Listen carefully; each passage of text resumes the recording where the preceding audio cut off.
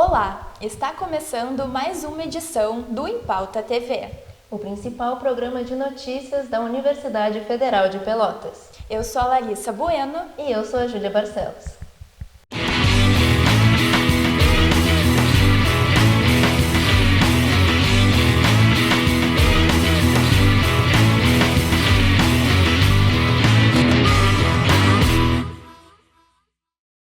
E no programa de hoje, você acompanha a reportagem sobre uma série de 3 livros infantis publicado pela editora da UFPEL.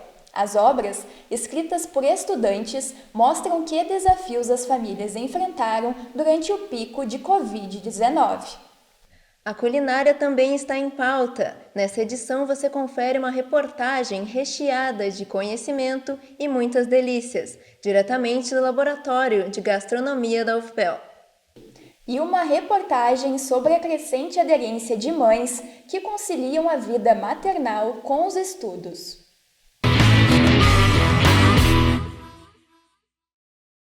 E por trás de cada livro, existe uma editora responsável por todas as etapas antes da publicação. A editora e livraria da UFPEL cuida de todos os detalhes das obras, desde a leitura crítica, revisão textual, diagramação e ilustrações, com a ajuda de alunos e bolsistas. Confira mais na reportagem de Priscila Fagundes. Era uma vez... Como é bom ter na infância livros que proporcionem um faz de conta que acontece. Livros que trazem assuntos da vida real de forma leve e lúdica. Livros onde o bem sempre vence e o grande vilão sai de cena para as histórias terem um felizes para sempre. Até porque uma boa leitura pode fazer viajar sem sair do lugar, voar sem ter asas e também aprender sobre a realidade do mundo e da vida. Da imaginação de grandes autores, quem torna o sonho de um livro a pura realidade são as editoras.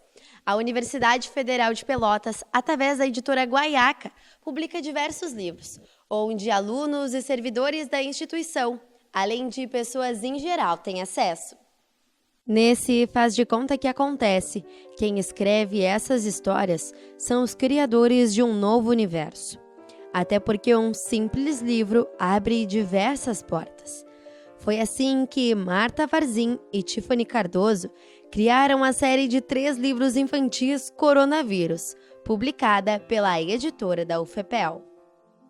Os livros foram pensados no contexto da pandemia da Covid-19, que mudou a vida de todos a partir do ano de 2020. Com isso, diversas famílias tiveram que se adaptar com a quarentena, o trabalho à distância e o isolamento social. Essas mudanças causaram um grande estresse a todos os seus membros, em especial aos pequenos.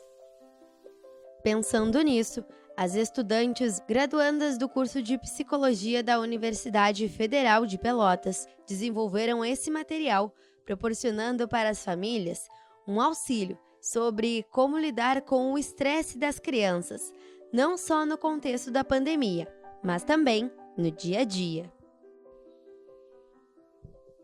Para contar as histórias presentes em cada um dos livros, as estudantes pensaram como as crianças tiveram dificuldade na adaptação da nova realidade vivida nos últimos anos e trouxeram diversas situações, até mesmo engraçadas, para que pais e filhos se identifiquem e aprendam a lidar dentro deste contexto da melhor forma. O primeiro livro da coleção se chama ABC do Estresse e as obras que vieram em seguida são Rotina de Pernas pro Ar e Deu um Nó na Minha Cabeça. No caso desses 3 livros, o vilão é o coronavírus. E o herói não é apenas uma pessoa, e sim as famílias que, entendendo uns aos outros, aprendem a lidar com as adversidades vividas em meio à pandemia. A autora Tiffany Cardoso conta como foi a ideia de escrever essas histórias que se tornaram tão presentes na vida de todos. Sobre a experiência de escrever a série de livros, a gente concorda que foi diferente, não só por ter sido uma série de livros ter sido desenvolvido durante a pandemia. Foi algo que nos aproximou também, porque todo o desenvolvimento foi feito em conjunto. A gente teve várias reuniões para planejar cada detalhe, porque a gente queria que fosse uma experiência prazerosa para quem tivesse contato com esse material. Então, de forma geral, a gente chega à conclusão que foi algo prazeroso de ser feito também. Foi uma experiência muito boa. A leitura leve proporciona uma conversa entre autor e leitor, e Marta Varzim, que é mais uma das autoras, conta quais foram as dificuldades encontradas na produção. Com certeza, a maior dificuldade foi a própria temática dos livros, porque enquanto nós estudávamos a respeito do estresse que esse período de pandemia estava causando, das mudanças de humor, das consequências na reorganização familiar, na reorganização de convivência social, na reorganização do ritmo de estudos, da forma de estudar, da forma em que se conseguiria prestar atenção e render para produzir algo, nós também, como autoras, éramos atravessadas por todos esses temas. Todas as autoras naquele período ainda estavam dentro da faculdade, então nós ainda precisávamos ter rendimento nas nossas funções acadêmicas, enquanto estávamos atravessadas pelos fatores estressantes da pandemia, que era exatamente o que nós estávamos estudando. Além da criação de uma história, outra parte muito importante é a diagramação, que quando bem feita dentro de uma obra, faz toda a diferença. Ela se torna o casamento perfeito entre texto e imagem. Angélica Quinucci, que durante a produção dos livros era bolsista da editora da UFPEL e hoje é formada no curso de design gráfico pela instituição, foi a diagramadora das obras e nos contou como foi o processo e a experiência. Não foi o primeiro livro que eu diagramei, mas foi o primeiro livro voltado para o público infantil que eu diagramei. Tem diversas coisas que devem ser pensadas do que diferente de um livro voltado para o público adulto, então foi bem interessante. E como eu gosto bastante da área de ilustração, da área do livro ilustrado, então acho que foi um livro que eu consegui explorar bastante a minha criatividade durante esse processo, então foi bem interessante diagramar a série em toda, assim, dos livros. Normalmente, quem faz a diagramação dos livros também é responsável pela ilustração. Nesse caso, a ilustradora foi uma das escritoras. E Angélica nos contou como foi montar o livro com o texto e as imagens já prontas. Normalmente, as ilustrações são feitas antes. Elas são pensadas já para o livro e, no caso desse livro, a gente já recebeu as ilustrações prontas. Então, foi um desafio para a gente pensar como é que elas iam ser encaixadas no livro, como é que ia funcionar a questão do texto com as imagens em questão de tamanho, do tamanho do espaço que ela ia ocupar. Então, essa questão também foi um desafio para nós.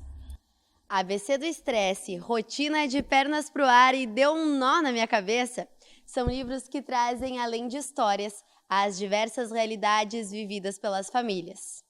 De forma gratuita e de fácil acesso, os e-books podem ser acessados no site da editora da UFPEL através do site guaiaca.ufpel.edu.br.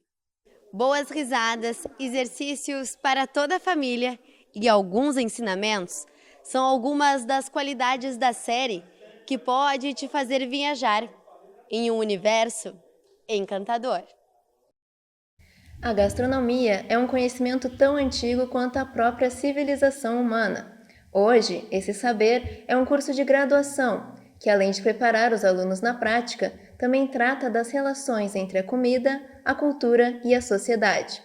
Para entender um pouco melhor sobre esse curso, o repórter João Victor Rodrigues acompanhou a aula de uma das turmas de gastronomia da UFPEL. Na Universidade Federal de Pelotas, a arte da culinária é estudada no curso de gastronomia. A ciência dos alimentos que tanto encanta tem como maior inspiração o gosto por cozinhar, reproduzir pratos e criar novas opções de cardápios. História, cultura e ingredientes são explorados com afinco, e a cada receita a criatividade faz nascer uma nova sensação. Acompanhando um pouco das aulas do curso de gastronomia, que acontece no campus da Anglo da UFPEL, acabamos conhecendo um pouco do curso. O curso de gastronomia da UFPEL tem por objetivo formar profissionais aptos para atuar no mercado de trabalho. Em 2 anos e meio de duração, os alunos aprendem sobre técnicas culinárias, segurança alimentar e higiene, além de diversos assuntos relacionados a pratos da cozinha brasileira e internacional. Neste curso, as aulas práticas são um grande atrativo dos estudantes, pois é onde eles põem a mão na massa e se arriscam na criação de novos pratos de diversas culturas e estilos. As aulas práticas na gastronomia são bastante importantes, porque a gente é um curso tecnólogo, então ele é mais voltado para a prática mesmo, para a inserção no mercado de trabalho, para o lado profissional. E acho que na gastronomia a gente aprende muito fazendo também. Uma coisa é a gente aprender na teoria e a gente vê essa parte teórica, a gente tem uma aula teórica e depois a gente vem para a cozinha. E as coisas dão errado, as coisas dão certo, tudo influencia no resultado final. Eu acho que só tendo essa vivência, essa experiência, só estando na cozinha, que eles conseguem ver as coisas acontecerem, entenderem o resultado e a influência de cada um dos processos, de cada um dos ingredientes no resultado final. Então é bem importante que tenha essas aulas práticas. Nesse contexto, que acontece um mergulho no verbo cozinhar, pois cada cultura e país possui o seu estilo próprio de fazer comida. Isso acontece porque há uma grande diversidade cultural. Há povos que têm a culinária mais picante, enquanto outros preferem os sabores mais suaves. Alguns pratos são cozidos lentamente em fogo baixo, outros são rapidamente grelhados ou fritos. E isso vai variando ao redor do mundo inteiro. Cada país, região ou até mesmo cidade possuem as suas próprias características. Em cada local, os ingredientes, temperos, formas de preparo e até mesmo a apresentação podem mudar significativamente. Na disciplina de Cozinha Internacional 3, os estudantes mergulham na culinária mundial, aprofundando seu conhecimento em países como Japão, China, Coreia e Tailândia. Além de aprender diversos pratos, as aulas buscam mostrar características geográficas, políticas, históricas e culturais desses países.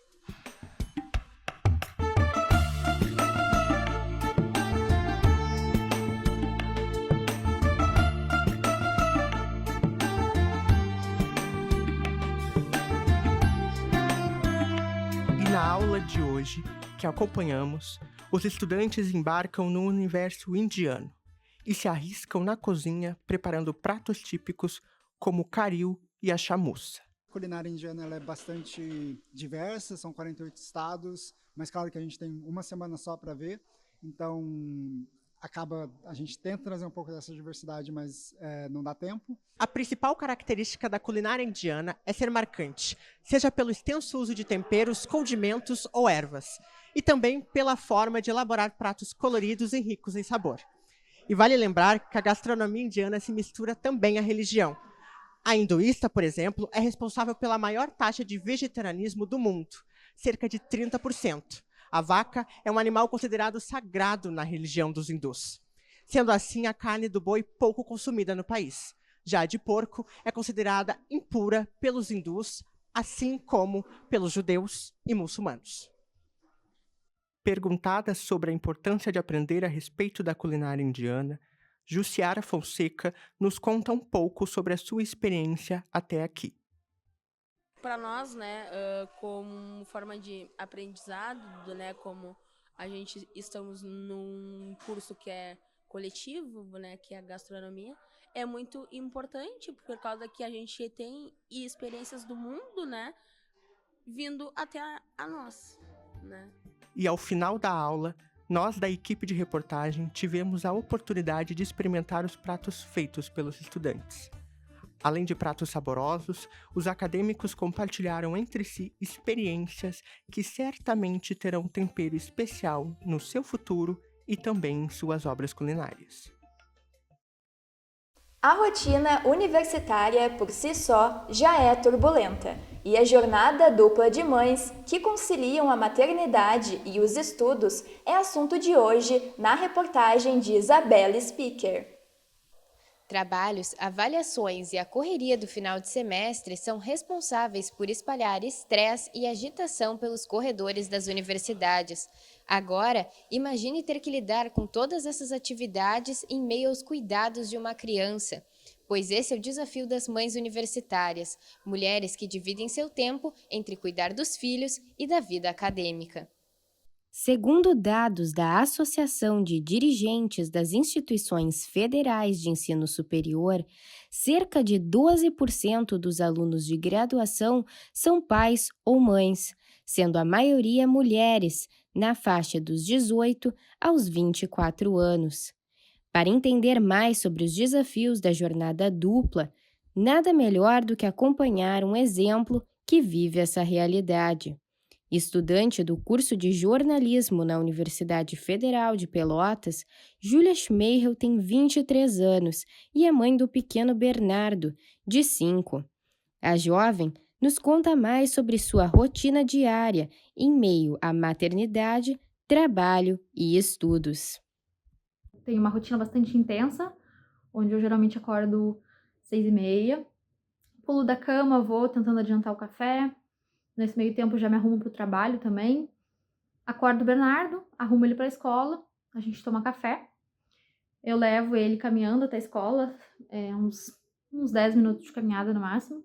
Largo ele na escola, volto, termino de ajeitar minhas coisas e vou caminhando para o trabalho. A gente almoça juntos. E aí, nesse horário de almoço, que geralmente é bastante corrido, eu faço tudo isso com bastante pressa porque eu tenho que retomar o trabalho. Só que no período da tarde eu trabalho home office.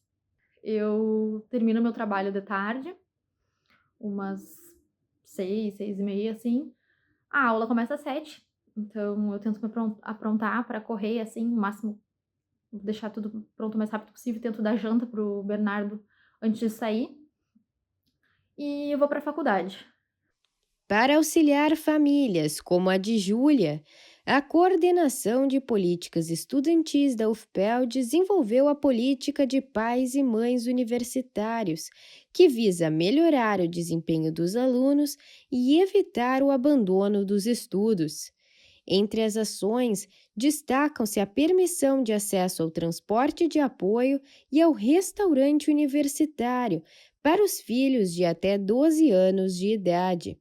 No caso de famílias em situação de vulnerabilidade socioeconômica, a instituição apresenta o auxílio pré-escolar, que paga pela educação e cuidados dos dependentes legais de universitários que tenham até 6 anos incompletos.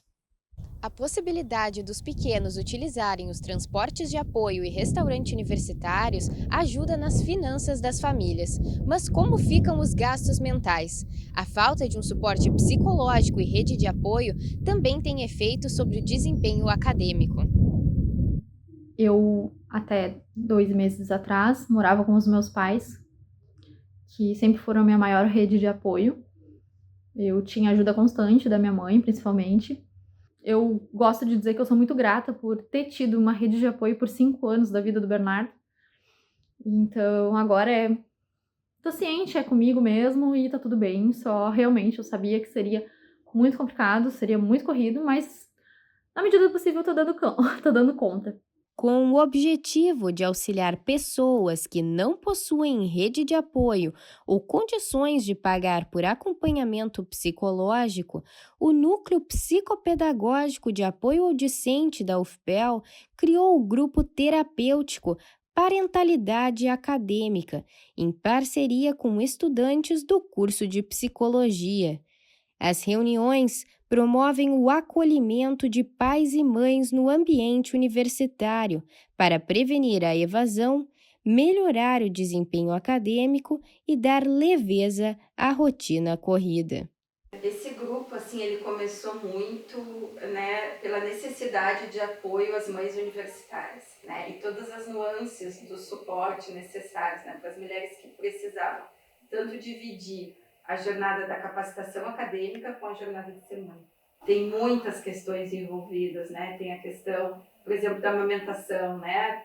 Muitas pessoas retornam ao trabalho, retornam à faculdade, né? Como é que vai ficar essa questão, né? Muitas não têm o apoio necessário, né? Muitas são mães solos, né? Então, surgiu muito daí, tá? A gente gosta muito de dizer assim, né? Que quem está no grupo não é para estar ali se sentindo julgado, que não é para estar ali, né? É para tentar ser quem é e tentar um apoio ali, no sentido de, olha, eu tenho essas dificuldades, sabe? Eu posso mostrar minhas vulnerabilidades ali, eu não sou o único passando por aquilo, sabe? Vai ter alguém que vai me entender, vai ter alguém que vai pensar junto comigo, né? Os encontros do grupo Parentalidade Acadêmica ocorrem semanalmente nas terças-feiras, das 18h30 às 20 horas. Eles são sediados aqui no Campus 2 da UFPEL, localizado na Rua Almirante Barroso. Para fazer sua inscrição, basta acessar o site da universidade e preencher um formulário digital. O nosso programa de hoje fica por aqui. Muito obrigada pela sua audiência e até a próxima edição.